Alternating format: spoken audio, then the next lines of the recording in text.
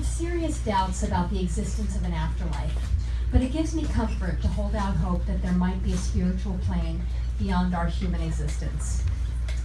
Whenever I hear stories about the deceased visiting their loved ones, I have three thoughts about my own father, who died at age 49 when I was a sophomore in college.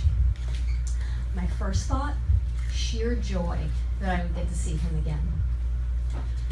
My father was a larger-than-life character, the guy who gave impromptu concerts telling stories between songs at the piano under the arch at Washington Square Park. At 10 years old, I started passing around a paper coffee cup to collect money that we'd use for dinner in Chinatown later that night. My second thought, I could not wait to tell him about how his crazy wife left him dead in a rocking chair for 8 hours while she painted his piano.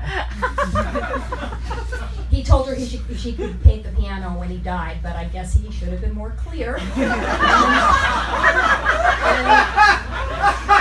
I mean, the moment she died.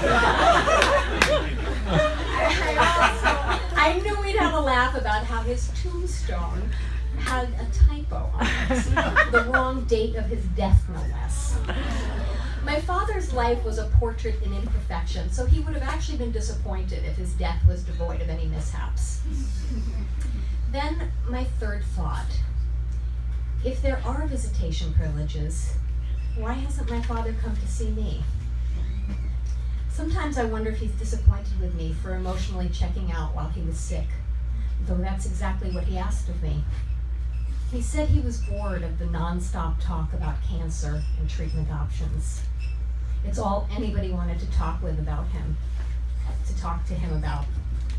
He called himself the All Cancer Channel and asked if we could just coexist in a bubble of delusion where everything was normal. My father wanted to talk about baseball and music and a girl he fell in love with in Germany many years ago. I was more than happy to pretend that the skeleton sitting before me was my happy and piano-playing father. This fiction was our palliative care. Later, though, after he died, I wondered if pulling my head under the warm comforter of denial was really the best choice for either of us.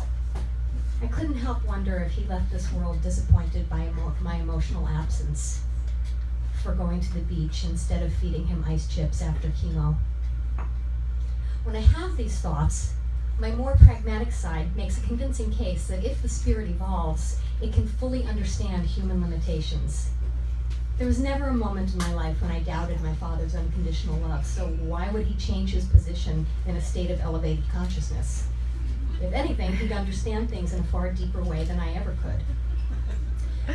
But on a purely emotional level, I'd always felt forgotten. Where were my pennies from heaven? Where was my sign from the great beyond? Knowing that I yearned for some kind of beyond-the-grave connection with my father, even 25 years after his death, my cousin Kathy told me about a medium she'd heard about. Lana is the real deal, she assured me. Kathy wanted to connect with her sister Diane, who had also died young, so she made 2 appointments. One